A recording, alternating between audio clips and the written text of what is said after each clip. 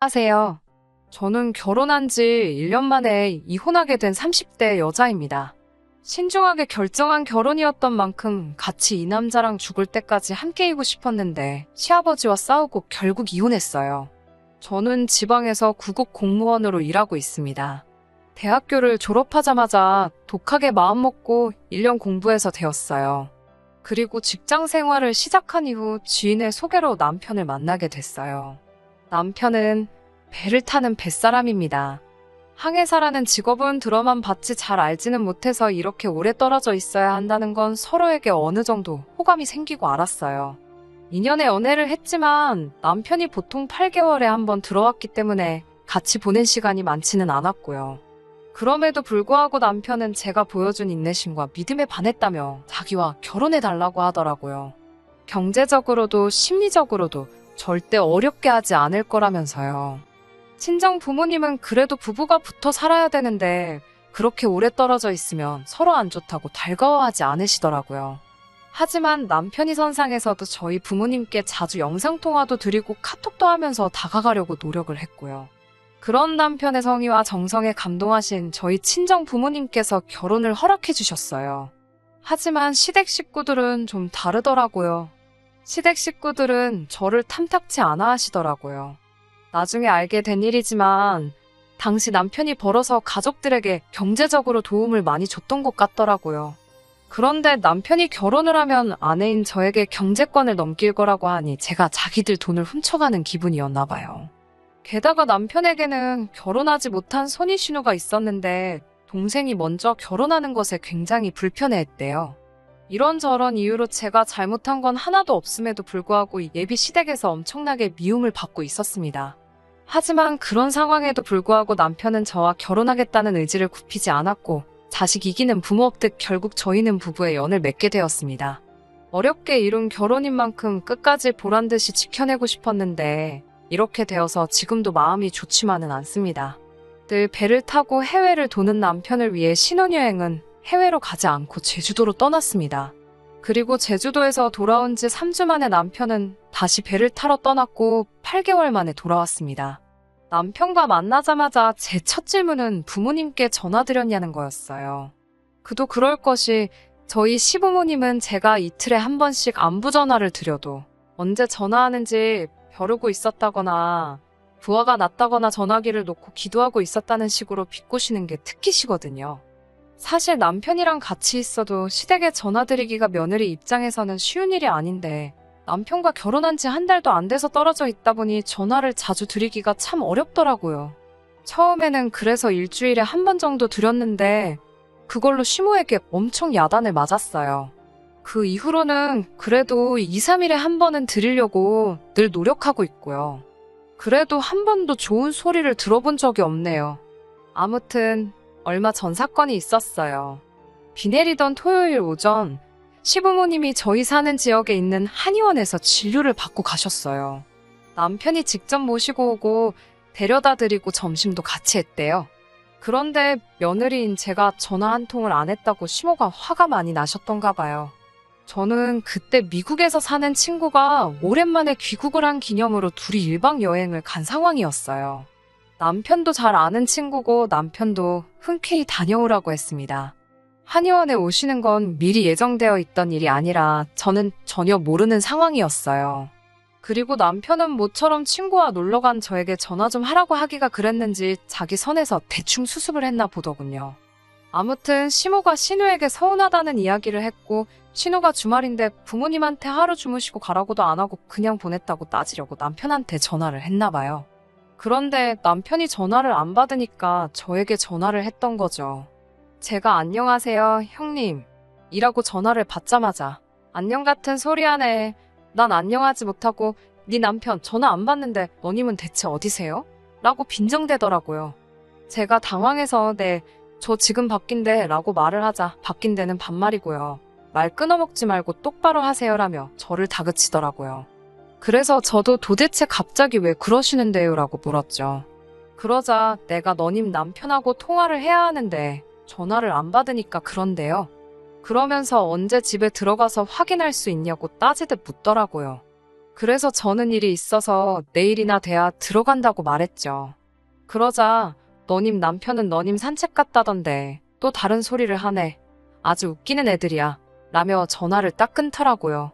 그러고 나서는 바로 1분도 지나지 않아 시아버지한테 전화가 왔습니다. 이미 좋은 소리 못 들을 걸 알았기에 내라고 조용히 대답하자 아이고 내가 네 신우에게 앞뒤 사정을 다 전달받았다며 내가 가슴이 콱 막힌다고 그러더군요. 그러면서 나는 네 부모가 도대체 너를 어떻게 가르쳤는지 뭐 하는 사람들인지 참말로 궁금하다고 하더라고요. 거짓말하는 건 네 아버지를 닮았냐 아님 어머니를 닮은 거냐 그러시면서요. 부모님 이야기를 그렇게 하시니 저도 참을 수가 없어서 조근조근하게 아버님 제가 잘못했습니다만 그래도 부모님 얘기는 안 하셨으면 좋겠습니다라고 했어요. 그러자마자 시아버지는 바로 저를 제 이름 대신 입에 담기도 힘든 욕으로 바꿔 부르시며 소리를 지르셨어요. 어디서 그렇게 말대답을 따박따박 하냐며 그것도 네 부모한테 배워먹었냐고 그래요. 그러면서 너는 오랜만에 온 남편을 놔두고 여행을 가냐며 남편이 가라고 네 등을 떠밀어도 안 간다고 버텼어야 된대요. 그러면서 저더러 제 대가리에 머리 대신 똥이 들어있으니 생각이란 걸 똑바로 하질 못한다고 하시더군요. 그러더니 아주 얼굴은 쳐들고 네가 뭐 그렇게 잘났냐고 혼자 생난일을 치시다 전화를 끊으셨어요. 정신이 쏙 빠져있는데 이번에는 남편한테 또 전화가 오더라고요. 시아버지가 원래 욱하는 성질 있는 것 너도 알지 않냐면서 자기가 수습한다고 잘하겠다고 하더라고요. 친정 어머니한테 이 이야기를 전하니 친정 어머니도 어른들이 원래 잘 안 바뀐다고 그냥 가서 듣고 있다가 죄송하다 노력하겠다 하고 나오라고 하시더라고요.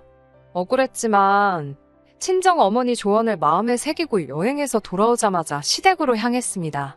그래서 시댁에 도착하니 대뜸 시아버지가 그래 네가 여행을 남자랑 갔는지 여자랑 갔는지는 모르겠지만 다 이게 네 친정에서 너를 똑바로 못 가르친 탓이라며 시아버지가 저희 부모님을 따끔하게 혼내야겠다는 소리를 하시더군요. 듣고 있기가 너무 거북하고 화도 나고 미치겠더라고요.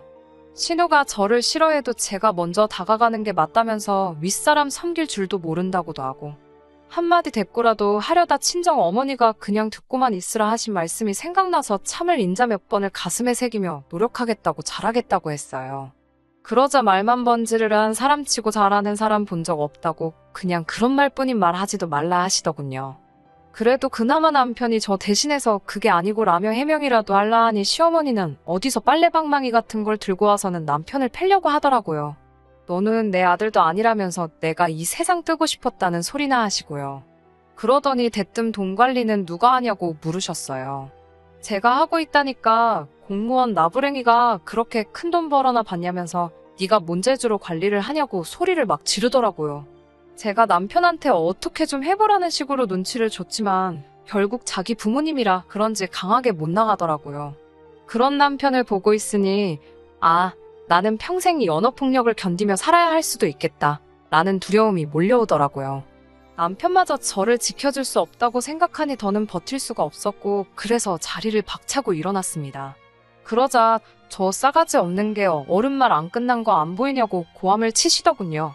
제가 도대체 무슨 자격으로 저희 부모님을 욕하고 저를 비난하시냐고 저희 아직 혼인신고도 안 했고 하니 그냥 이 잘난 아들 돌려드리겠다고 데려가시라고 했어요.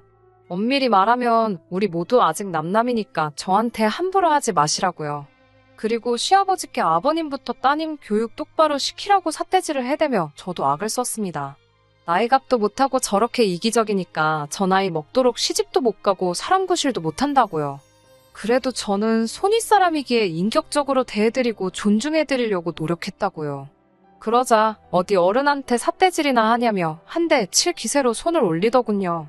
그래서 저도 시아버지 눈을 똑바로 쳐다보면서 저도 아버님 한 대 칠 수 있지만 참는 거라고 적당히 하시라고 했어요. 그러자 한 대 쳐라 하면서 아이고를 연발하시더군요. 그러면서 제가 한 번만 더 우리 부모님 욕하면 나도 당신들 가만 안 둘 거라고 당신 자식들이나 잘 키우라고 한마디 더 했습니다.